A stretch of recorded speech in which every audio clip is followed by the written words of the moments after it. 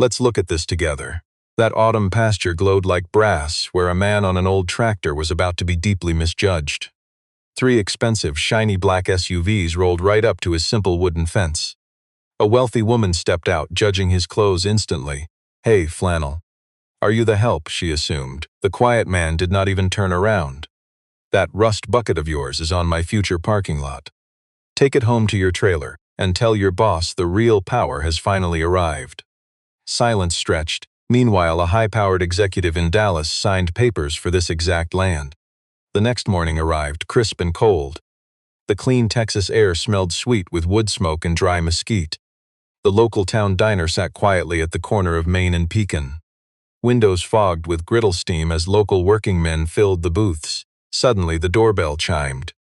The CEO swept in, wearing the loud, empty confidence of someone who has never once been told to wait. She claimed the absolute best booth by the window. Setting down her expensive city coffee, she quickly opened her laptop. The local official was running late, which only fueled her quiet impatience. Her high-end phone buzzed and she answered it instantly. "Closing this deal within 90 days. Yes, it is scheduled." Her tone was fake, warm, and painfully impatient, the kind of noise used to force everyone to look. "Tell the boss if he wants to change the contract, he can fly down himself." At the far end, a humble-looking man in a faded flannel shirt sat quietly cutting pancakes for his sweet little daughter. He did not even look up, already recognizing the shallow arrogance in her voice. Another call came in 3 minutes later from her corporate boss. The man could hear the rich businessman's smooth voice coming through the speaker. "We need that neighbor's land, Adeline. Speak to the stubborn owner. Charm him if you have to. Offer $10 million to get this moving. We need that water access settled before our big corporate rating comes through." She dismissed the owner instantly. "Garrett, he is just a country boy with an old tractor. He will take $2 million easily. I will have the deal finished by Friday." The little girl looked up from her breakfast. "Daddy, why is she shouting?" Notice how he stayed calm, keeping his eyes on his plate while cutting another piece. "Some people shout to hide how small they are, sweetie." The CEO hung up. Looking around the room, she suddenly locked eyes with him and froze for a moment. She realized exactly who he was. Though she kept her face blank, her cheeks quickly flushed red with embarrassment. She stood up and walked directly to him. Approaching his old booth with supreme confidence, she looked down and said, "Mr." He did not even offer his name, simply sipping his hot coffee while calmly watching her composure slip. She put on that fake corporate smile, the pricey one she had paid thousands of dollars to master. "I would like to discuss purchasing your land. When is a good time to talk?" He set his mug down. "That property line has been right there since 1887, ma'am. It is not moving." She sharply slapped her card onto his table. "High-end paper, corporate title, zero warmth." Then she quickly walked away without looking back. The little girl picked up the business card, turning it over to see if it held any true meaning. He simply slipped it into his old shirt pocket, without even looking at her name. Later that night, he stood silently on his front porch. Looking out, we see who holds the true power, watching her fancy team struggle to measure his endless land. One light flickered from the massive Vista Larga estate, then 2, then 4. 8 o'clock the very next morning. Marisol Reyes answered the phone in her humble, cramped legal office above the hardware store. Adeline was already barking arrogant orders before the call even fully connected. "I need a list of holdout landowners adjacent to Vista Larga. Anyone whose signature is needed for easement adjustments. Get it within the hour." Marisol calmly grabbed her notepad with one hand, holding her morning coffee. She slowly rattled off 3 local names, but she purposely left out Wade Holloway. "What about the parcel to the east of Vista Larga?" Adeline demanded. "The one with the rundown house and that rusty old tractor." "I drove past it yesterday. Who owns that?" Marisol set her coffee down. "That land is private. The owner doesn't do meetings." She hung up immediately. Marisol just sat there in silence, staring blankly at the wall for a minute. Finally, she slid open the bottom drawer of her old, rusted filing cabinet. Hidden deep behind dusty manila folders sat a thick, worn leather binder. Hartley Cattle Company. Deed history from 1887 to the present. She pressed her hand to the cover. She didn't open it, just pulled back. 3 miles east, Wade climbed the wooden loft stairs he'd built himself after losing his wife. Let's look closer. It's easy to judge this place as just another rundown ranch. Just typical cheap country junk, right? You'd be dead wrong. Behind the dust lay a degree in agricultural economics from Texas A&M. Dean's list honors framed right next to a faded black and white family photo. His great-grandfather holding the original land deed dating back to 1887. Alongside a professional hydrology map showing Comanche Springs sitting dead in the center. A massive blue line of water flow heading straight east, cutting right across Wade's family land before it ever reached the corporate developers. Vista Larga's multi-million-dollar project relied on water that couldn't flow without this humble rancher's signature. You and I both know, without his pen on paper, not one single drop crosses that fence. This simple-looking farmer calmly picked up the phone and called a top Austin law firm. Theo, pull all the easement files right now. Every single page Voss Meridian filed on the Vista Larga deal recently. Later, Adeline's luxury SUV kicked up dust on the long gravel driveway at the ranch. She carried a $400 bottle of fancy wine like a shiny trophy, expecting to dazzle a simple countryman. Wade just stood there on his porch, unimpressed by her display. He set the flashy bottle on the counter and poured her a glass of pure cold well water from the icebox instead. Our water is older than that wine, ma'am. Try it. She took a cautious sip. Her face fell. The water was incredibly clean, crisp, and sweet on the finish. Where is this from? Comanche Springs. Exactly 3 miles that way. It's been flowing since before Texas even existed. Then the wooden door creaked open. Ivy walked in, gently leading their old Palomino mare by her halter.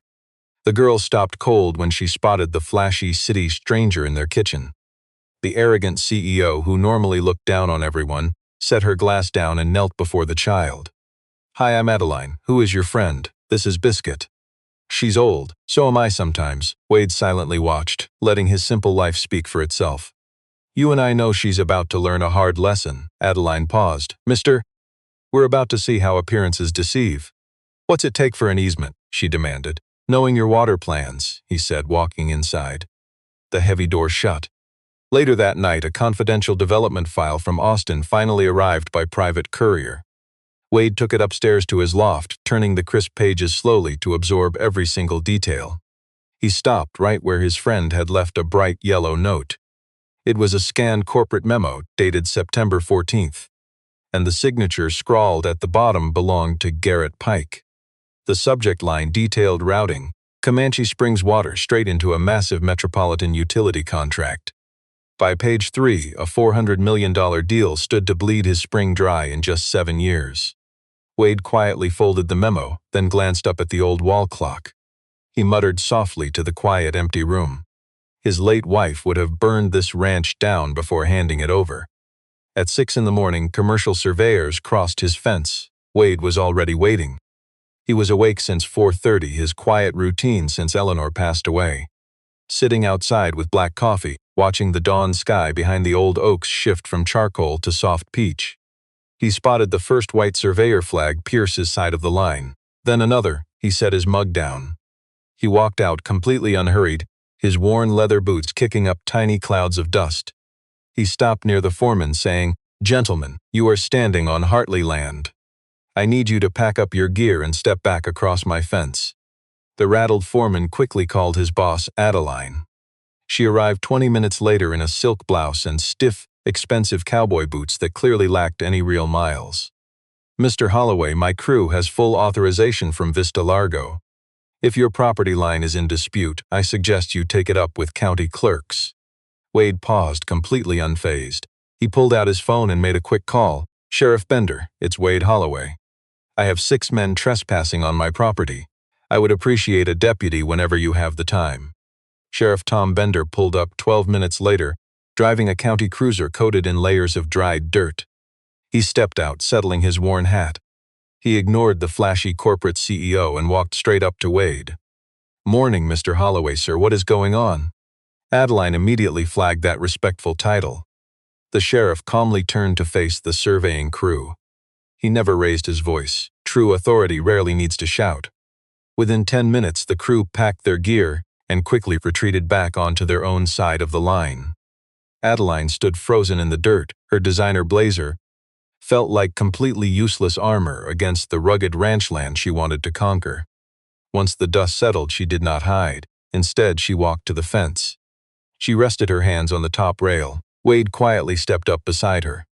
"Why does the sheriff call you, sir?" she asked. "His mother taught me 3rd grade," Wade replied. "That's how life works here." Adeline had absolutely no response. From the shaded porch, little Ivy offered a small, quiet wave and a smile.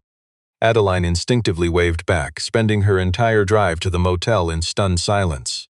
"You and I know that truth outlasts appearance." In room 12, she finally searched the property database herself. Hartley Cattle Company, Mesa Blanca County records. 14,000 acres, appraised at $118 million. The sole owner was Wade Holloway. She read the glowing screen 3 times. Her parking lot insult echoed back. "Never judge a person by their cover. Cheap money screams, but true wealth stays quiet." Her phone rang. Garrett Pike. She did not flinch, she just let it ring. She flipped her phone face down on the cheap motel bed. "Let us visit the ranch." That evening, Marisol drove up the gravel road, clutching a heavy folder of legal threats. The two sat on the porch in the fading evening light. She slid the heavy binder onto the wooden table before Wade. Pike had already used a front company to try and steal their Eastern Water Channel access. Loud money never asks nicely. He plans to take it by force using courts and paid politicians. Wade was totally unbothered. He simply poured whiskey into their glasses. Wade remained quiet as Marisol confessed that Pike held leverage over her own son. Daniel was just made associate in Dallas, and Pike controls their advisory board. "Because of that, I cannot be your lawyer in this fight, Wade."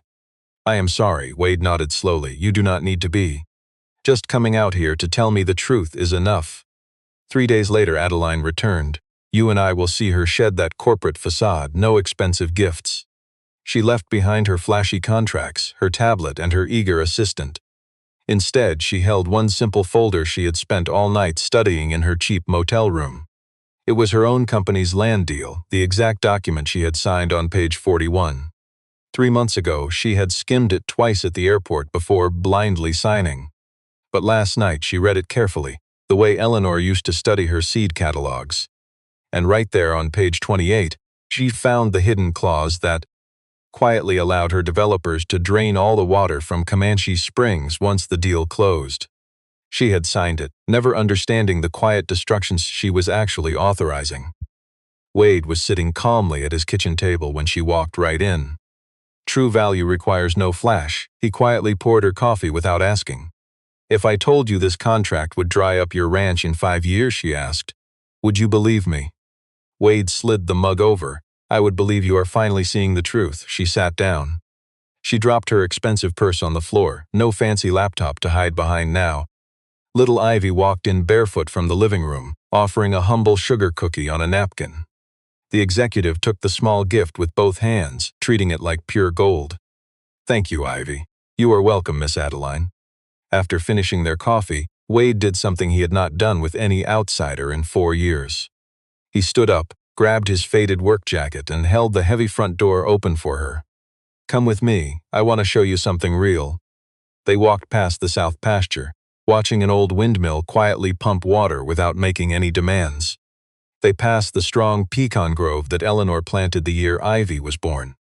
On the ridge stood a giant live oak tree, its deep roots far older than any land deed. Underneath was a simple piece of gray granite, completely humble, with just one name and 2 dates. A humble clay pot of tiny bluebonnets sat quietly at the base. "My wife knew this soil better than I ever will," Wade said softly. "She always said land does not belong to us. We belong to the land. Pike will never understand that. And I do not think you did either until now. You and I can see her changing." She stared down at the earth, too humbled to speak. "I grew up in a high-rise, Mr. Holloway. My father only sold financial leverage. He lost everything twice. He taught me land was just another asset. But now I see. Now I'm not sure what I was taught was right." We watched them walk in total silence.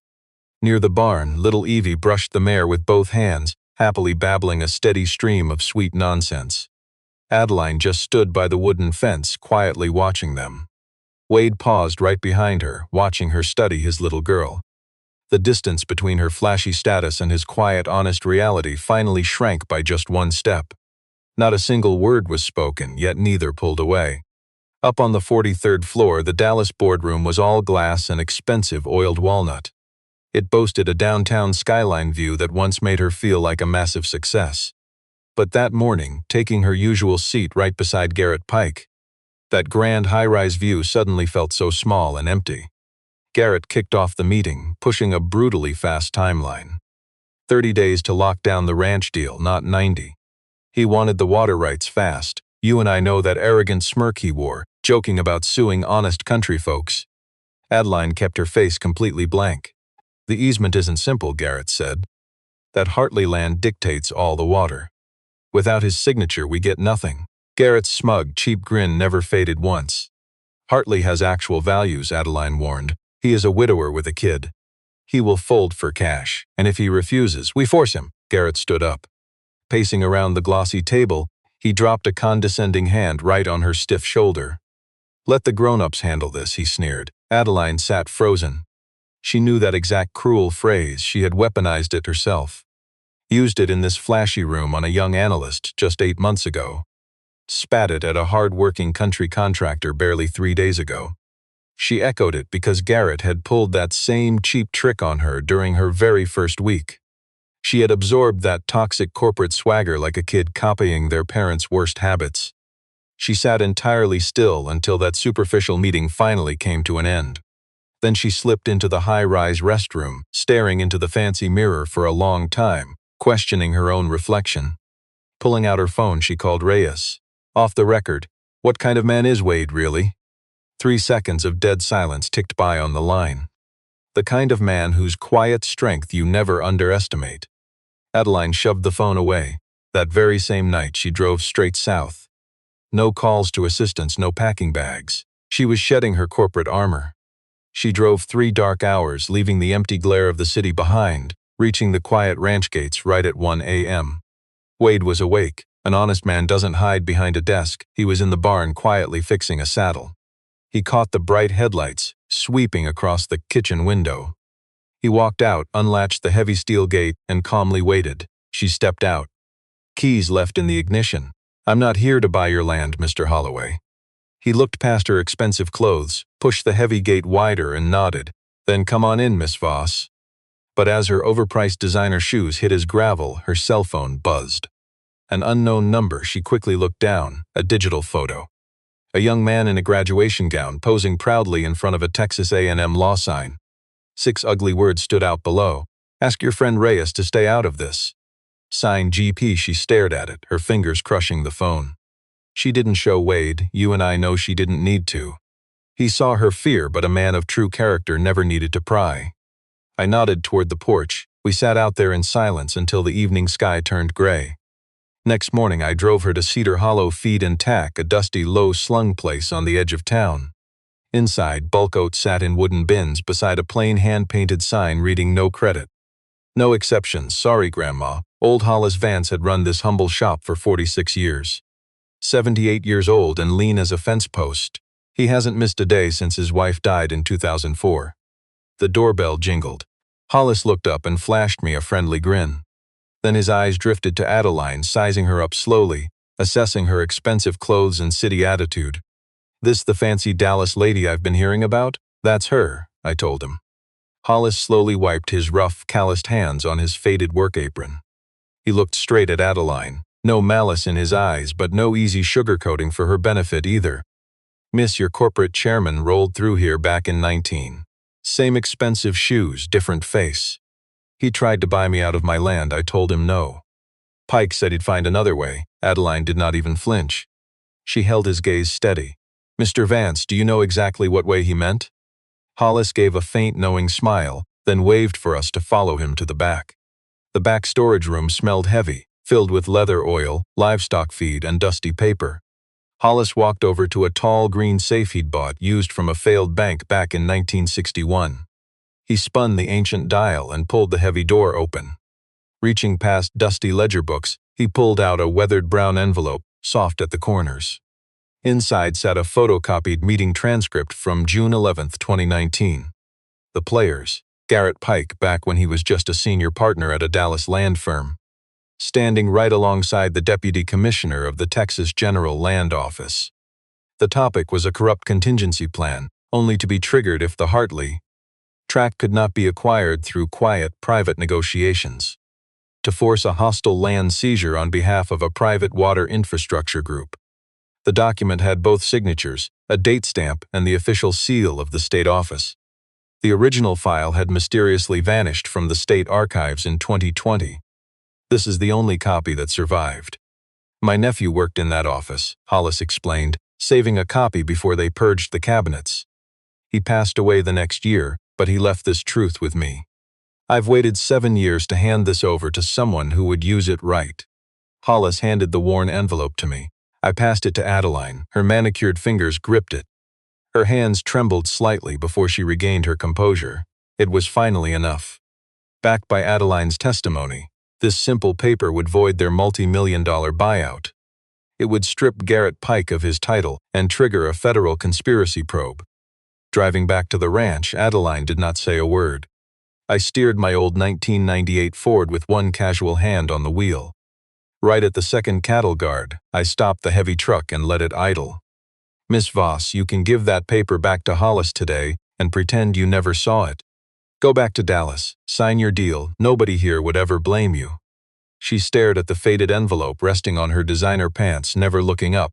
"I'd blame me." I gave her a slow nod and shifted the truck back into gear. Then we head to Austin Monday. In 3 solid weeks of talking, it was the first time I had used the word we. Adeline definitely noticed the shift in my voice, but she remained quiet. She turned toward the passenger window, staring out at the passing live oaks, watching the countryside blur by without truly seeing it. They finally pulled up the dusty Hartley driveway. Little Ivy ran out from the barn, her tiny boots stomping and braids flying. The kid didn't even slow down. She wrapped Adeline in a tight hug, squeezing her waist before the CEO could even register the warmth. "You're back, I'm back," Adeline whispered, stripping away her cold corporate executive armor. Wade just watched quietly from the porch. True value never rushes. He stood in his faded flannel, taking his time before walking down to greet them. Monday morning was freezing and bright. Wade drove his rugged Ford truck down Highway 281 with Adeline beside him. A vital brown envelope and a thick manila folder. Inside her fancy leather briefcase lay wedged right between their seats. Ivy was safe at a neighbor's house, promised a morning of hot pancakes, stories, and brushing a pony. Somewhere past Marble Falls, the heavy silence finally cracked. They had lived mere miles apart for 20 days, but this was their first real, unfiltered conversation. "My father went broke twice," Adeline admitted. She stared blankly at the river passing beside them. "Once when I was 9 and again at 15. He taught me a rule: never love anything that does not grow in financial value." He thought he was protecting me. Wade just kept his steady gaze on the road. "My wife wrote her thesis on local range ecology back in '92. That is how we met. I was a junior and she was a senior. She asked if I knew anything about my own water. When I said no, she called it a shame, so I asked her to teach me." Adeline smiled at her window reflection. "She would have liked you," Wade murmured, "eventually." See, real value never needs a flashy sales pitch. That was her first truly genuine smile. They arrived in Austin just after noon. Theo Marchetti waited in his high-rise corner office, deep inside a stone building near Congress Avenue. With his sleeves rolled up, he examined the Hollis documents in heavy silence. 90 seconds passed before he set them down. "Wade, this is more than enough." "It's plenty. We file Wednesday." Adeline cleared her throat and stepped forward. "Mr. Marchetti, if I resign from my company and surrender key internal evidence, can we file Tuesday?" Theo looked at Wade. Wade locked eyes with Adeline. Adeline stared straight ahead, completely refusing to back down from her decision. Tuesday morning, Theo finally agreed.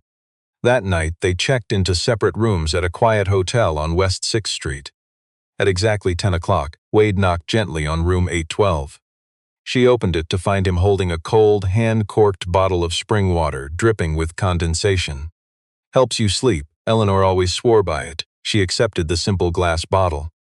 Holding it tight with both hands, she asked, "Why help me like this, Wade? You could have easily won this alone." Wade paused, considering the truth in that. Because you actually turned back. Most folks never do." Then he closed the door. She stood frozen in the middle of the room, cradling the plain bottle before finally pouring a glass. Sitting on the bed, she sipped it slowly, ignoring her buzzing phone and her expensive business laptop. Once the glass was empty, she simply lay back on the bed. Still in her clothes, she slept peacefully for the first time in days. Back in Dallas, her boss made another frantic call to her phone. It went unanswered. "You and I know appearances can't hide reality anymore." Panicking, he called his security director. "Let's watch how real power moves." At 7 a.m., Adeline knocked on room 810. She wore the exact same plain corporate blazer from yesterday. Clutching a simple empty plastic bottle, she said, "I'm ready." Over at the Travis County Courthouse, the civil clerk opened at 9. Theo Marchetti was the first attorney to step inside. He dropped 3 key filings. First was a heavy civil lawsuit. Wade Holloway and Hartley Cattle Company suing Voss Meridian Land Holdings directly, with their wealthy board chairman, Garrett Pike, named personally, along with 17 co-defendants, all charged with conspiracy to commit fraud. They abused eminent domain, openly violating Texas surface and groundwater laws. The second document, Adeline Voss's sworn statement as a cooperating witness. The third was a sealed pile of internal corporate records. Voss Meridian emails proving Garrett personally wrote that hidden diversion clause, knowing the exact damage. It went public by 10 a.m. By noon, the Dallas press broke the story. By 1, the giant company's market value crashed 41%. At 2, the terrified board rushed into an emergency session. Voting 7-1, they stripped Garrett Pike of his power immediately. Garrett cast the only bitter vote against his own dismissal. By 4, the FBI's Dallas branch launched a formal fraud and conspiracy investigation. Wade and Adeline walked out of the courthouse together. They didn't hold hands. They crossed Congress Avenue in the late sun, walking 4 blocks to a modest tin-ceilinged diner. Sitting by the window, Adeline placed her hand flat on the worn wooden table. Wade placed his rough, hard-working hand just 5 centimeters from hers. Neither of them moved. "What will happen to you now?" Wade asked. "I really don't know. The board might retain me or they won't. Either way, I will never walk back into that office the same arrogant woman." Wade watched the street. "There is a quiet room at Hartley if you need to think. The small cabin has sat empty since Eleanor's sister left." She finally looked at him. "Wade, that simple offer means more than you know." "I know." On the drive back to Cedar Hollow, her cell phone lit up. It was corporate counsel. She recognized the caller, put them on speaker, and quietly listened. They offered her the big chair, promising to double her massive corporate salary, desperately pleading with her to guide Voss Meridian through this public disaster. "I will think about it," she replied, hanging up as Wade watched silently. "Are you considering it?" She stared out at the raw, unpolished Texas hill country. "I'm deciding if I want to waste a decade rebuilding a fragile, fake empire, or if it is time I finally built something honest and real." Wade didn't pry. A man of true substance doesn't need to, so he just drove. For 2 weeks, Adeline lived quietly in the modest cabin behind Hartley's main house. It was completely modest, just 1 simple room and a stove, a green tin roof from 2020, and a porch holding 2 simple wooden chairs. Adeline traded her corporate suits for sturdy denim from the local feed store, and she put on the simple leather boots Wade silently left on her porch. "You and I both know by week 1, those boots were covered in honest mud." She sat on that porch every morning, enjoying simple black coffee with Wade and Ivy.